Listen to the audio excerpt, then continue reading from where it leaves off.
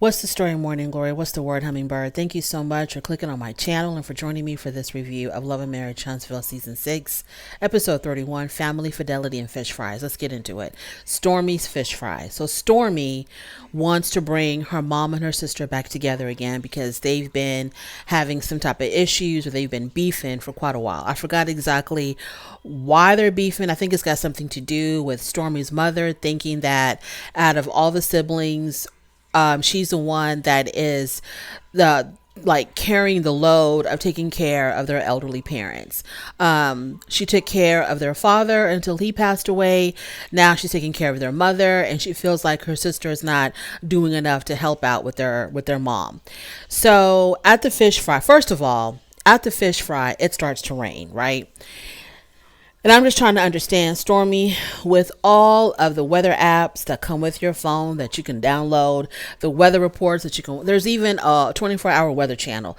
How did you not know that it was going to rain that day? Like, I'm not understanding. You acted like you were so shocked and surprised that water was coming from the sky. So once they move to higher grounds, Stormy tells her mom and her aunt that she just wants them to get along, etc., etc. So the mother starts off by bringing up the beef and chastising her sister. And I think she kind of did it in a really passive aggressive way, because Stormy's mom starts off by telling her sister, I just need you to help out with our mom, even just like one weekend a month. And so then the sister says that her husband works all week and he's only home on the weekends. And so she can't give up. She can't spare any weekends because she wants to be with her husband. So then Stormy's mom says, well, I want to be with my husband too. And then Stormy's aunt says, but you live with your husband every single day of the week. He's with you every single day of the week. My husband's gone most of the time. Your husband's home with you every day. And then Stormy's mom says, but it's not quality time. And I'm just like, y'all, what is going on? Y'all are trying to shirk y'all's responsibility of taking care of y'all's mother. Are you serious? So I'm not understanding why the sister cannot give up one weekend a month to take care of their mom.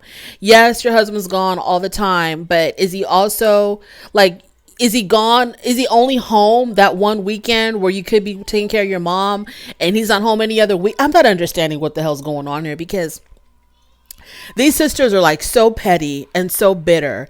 And I just want to tell Stormy, it's not going to work. It's not going to work. It's not going to work on your time, Stormy. It's going to work on their time. So when they're ready to reconcile, then they're going to reconcile. But until then, just leave it alone. Let them not talk to each other. Let them stay away from each other. And it's their loss if they end up going to the grave and they've never reconciled with their sister. It's their loss.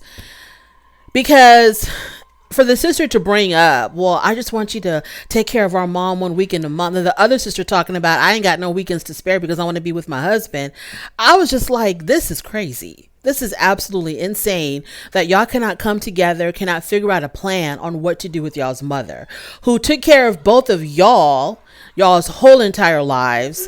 And now, she can't take care of herself or she needs help, and neither one of you really want to do it. So then it all ends with Stormy trying to get her mom and her sister to hug it out. And I think her mom was willing to, but the sister was not.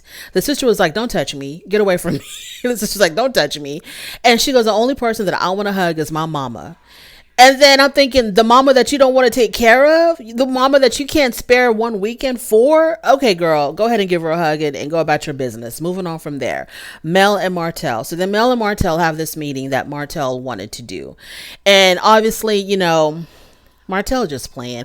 I can't take Martel seriously, so I'm not going to take this scene seriously.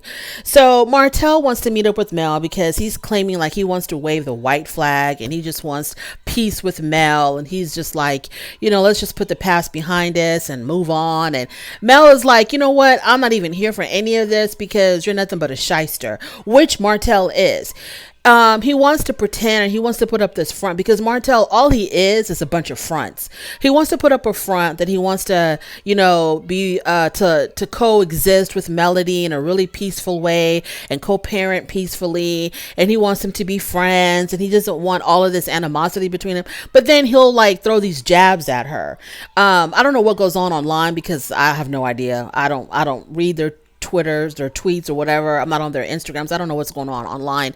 But on the show, he does it. He will poke these jabs at her. He'll say these things, these slick, shady things about her. Like with her name changing, he had a hard time with that. He's constantly trying to make people believe that, Melody cheated on me first, or Melody cheated just as much as I did, or whatever he's trying to do. He's trying to do all of this slick, shady stuff on camera, but then he wants to but I just want us to be peaceful. There's no way anybody can be peaceful with you, Martel, with the way that you're behaving. So Melody knows what it is. She knows what time it is. She didn't have time for the foolishness. She called him out on every single thing. And then he had the audacity to be like, if I only knew that, cheating on my wife would lead to all of this, I wouldn't have done it.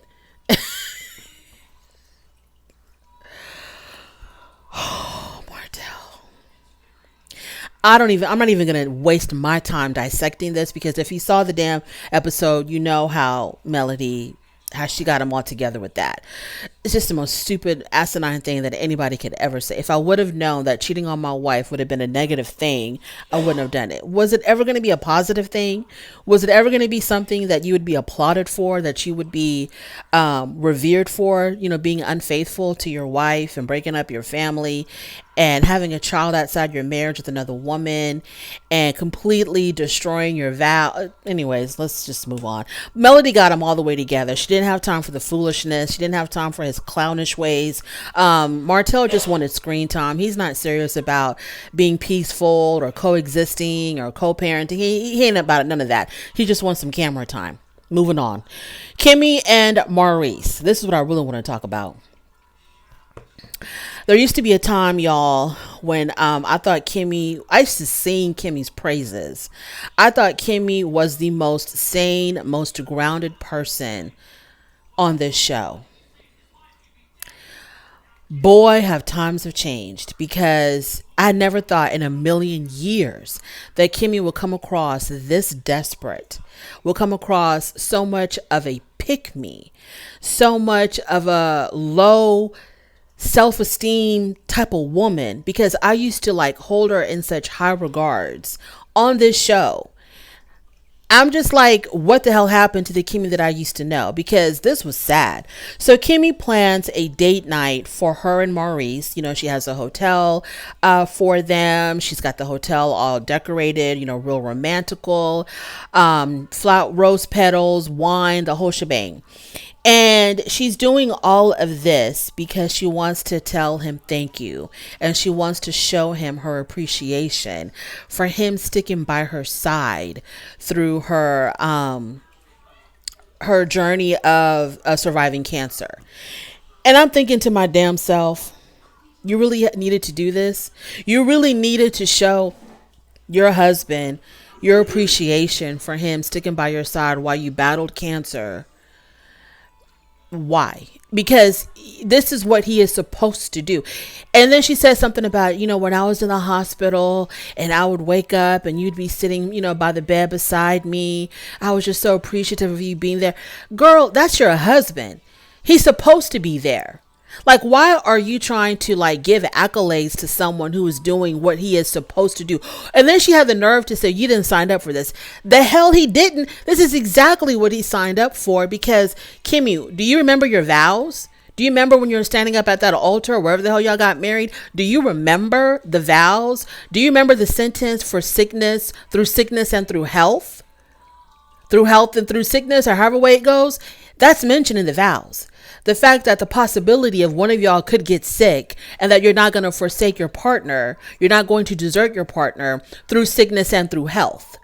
Do you not remember, through rich or through poor? Do y'all just get up there to say vows so I can hurry up and just be declared a Mrs. and call yourself a Mrs.? And this is the reason why you're going through all of this? I don't understand. This is exactly what he signed up for. He is supposed to be by your side while you're battling cancer.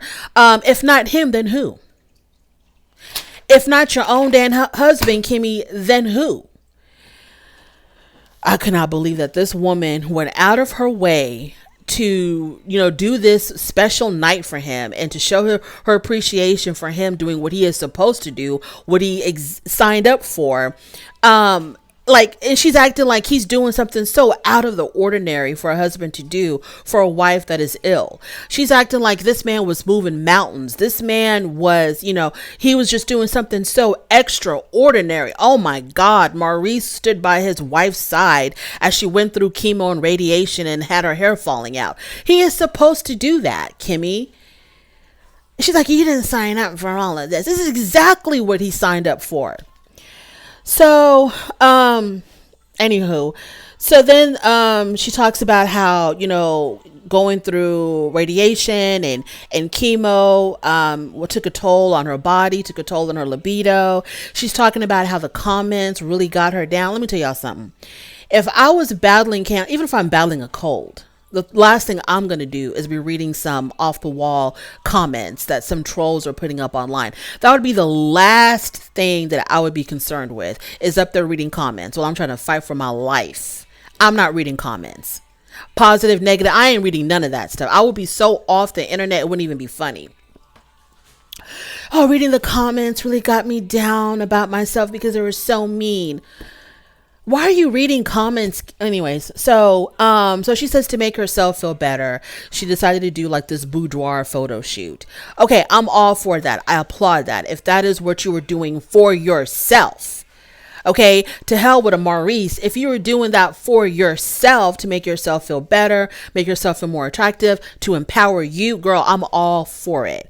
So I'm thinking I'm going to give her the benefit of the doubt. And I'm going to say that, yeah, she was doing it for herself, that she wasn't doing this to keep this man, that she wasn't doing this to keep this man happy, that she didn't do this at all for Maurice. I'm not even going to entertain that. I'm just going to give her the benefit of the doubt that she really did this for herself, because she talked about how it made her feel powerful. It made her feel more attractive, so on and so forth. If you did it for yourself, I applaud you. But if you did this for Maurice to feel some type of way, girl, you are the biggest pick me I have ever seen. And you're a pick me for your own husband. You're a pick me for your own husband. So she presents him with the boudoir picture that she did. I thought his response was forced. I didn't think it was genuine. He was like, oh, wow, this is so good, Kimmy, or whatever the hell he said. To me, it was really forced. It was not sincere. It was not genuine at all. Y'all, there's so much that I want to say about Maurice, but it's just not going to be right. It's just not, it's going to be so ugly. I'm just going to keep it to myself.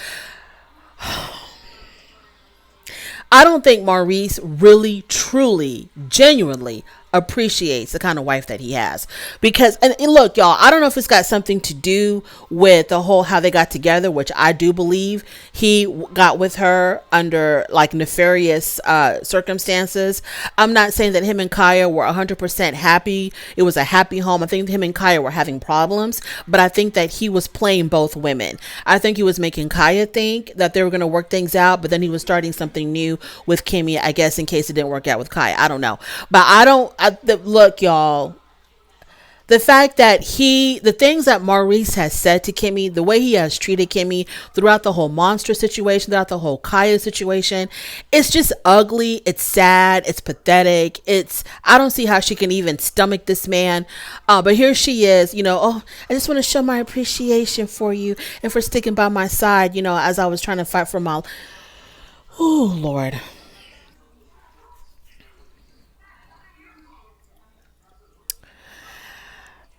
Oh, Kimmy. Okay, we all know that Melody is a very strong woman, and she has to be. Okay, she really, dealing with Martel, you need to have like a certain kind of strength to deal with that mess. So I applaud Melody. It seems like Letitia, I don't know if this is for the cameras, I don't know if this is real. If it's real, it seems like Letitia is slowly kind of coming into her own. Kimmy, you're the only one that I'm really worried about, because I have put you way up here and now you're showing yourself way down here over a Maurice. Moving on. Tisha and Marcel. Okay, so Tisha is getting really anxious about their house being completed, and everybody knows that construction projects, they always go way past their deadline. But she says she's done playing games. I guess I think deadline after deadline after deadline has passed, and because Marceau has these other projects, the home and her office are getting pushed to the wayside, and so she's really upset about that. So she comes in and she confronts him about it, and she's like, look, we need this house put together before the kids go back to school. He talks about, well, I've got this and I got this and I got that. I'm just like, okay, fine. At least get my office ready. Cause I don't feel I'm myself. I'm disorganized. I need my office. I need my office space to be working. And he tells her, oh, don't worry, girl. Just, hold on, hold your horse. It's going to get, she's like, you know what, Maurice, Marcel, I'm so sick and tired of waiting around and you not making me a priority. I'm done playing games with you. Right. So they talk about that. They go back and forth about that, how she feels like he's not making her office and their home a priority among all his other projects. And then they talk about her feelings being hurt. I don't know how we got here, but here we are. So she tells him how, really hurt my feelings when, the things that you said about me, possibly cheating on you or whatever when I thought that I was pregnant. And, he tells her, are you gaslighting me right now? You're gaslighting me right now. That's what he tells her. And she's like, well, how am I gaslighting you, Marcel? And he says, because what about my feelings being hurt? You're not even like, what about my feelings being hurt? My feelings were hurt. You're coming to me talking about you might be pregnant and I had a, so they go through all of that, right? So he asks her, has she ever cheated on him? And Letitia says, I can't answer that question for you right now. And so then Marcel says, it might be a bad decision if you can't answer that question right now. And Letitia's like, oh, well, do whatever you want with that. And then she walks away. And so he's acting like, she done crossed the line now because, she's trying to obviously, using the same response that he gives her whenever she's asking him direct questions about his fidelity. And he acts like, I can't answer that, or you think what you want to think and you should know me by now. He never wants to give a direct answer. So he's asking her a direct question and she's not giving him, she's trying to, what do you call it? Giving him a taste of his own medicine. That's what she's really doing. Okay, fine. I don't know. Look, I don't know. I don't want to put too much on this because, y'all, I don't know if it's real. I don't know if it's fake for the cameras. I don't know if it's just a story. I don't know what's going on. But if it's real, okay, if Marcel was really if Tisha really thought she was pregnant and Marcel was really upset that, she wants to blame it on a failed vasectomy instead of the possibility of, if this is all real, then I don't even know. I don't even know what to say. I don't even know what to say, y'all. I don't know, because Marcel legitimately, I feel like, has the right to think that, why would my wife jump to that conclusion instead of, he has, like, I can see why he would think that. I can see why a man would be like, that's kind of crazy. I had a vasectomy for the purpose of not producing children. And it's been long enough now that the vasectomy should be, really effective, because the further you are away from the surgery, the more effective it is. So it's been like a couple of years now since he's had the vasectomy. And here she comes talking about, I might be pregnant. I can see where he would question that. Okay. I can see where he would question that. But also at the same time, Letitia, she has completely embarrassed herself out there in public, defending this man, standing up for this man, as he continuously dodged cheating questions, didn't want to give a straight answer, was like alluding to the fact that the possibility he may have cheated and all this other stuff. Pictures coming up of him in women's hotel rooms, all this stuff that he's put her through, lying about going on that trip, saying he was going there with Chris Fletcher, and Chris Fletcher was like, I didn't even see him on that damn trip. All this stuff going on, and she still stood by him and defended him tooth and nail. She was ready to like fight somebody, defending her man's honor, and the whole time he's playing games with her. And now when it comes to her legitimately thinking that, her husband could have gotten her pregnant because she truly does believe that a vasectomy can fail, he doesn't want to stand by her. Okay, we talked about all of this. I don't know what's going on. Something is happening with Letitia and Marcel. I don't know if it's this. I don't know if it's the lawsuits. I don't know. But there is something going on with Letitia and Marcel. So there's like a crack somewhere. There was always a crack. But now that crack is like widening. And I just can't quite put my finger on it. But this pregnancy scare thing, to me, it seems kind of phony. Fake and phony. Like they're just playing it up for the cameras. But at the same time, there's like something underlying there. I don't know. Maybe I'm just imagining things. I have no idea what to think about Tisha and Marcel. But Kimmy, you are a true disappointment, girl. You are a true disappointment, because this man has really, truly been disgusting with you and y'all's marriage, and you're gonna do a date night just to show you how much I appreciate. Girl, that was sad and pathetic and sorry. Absolutely sorry.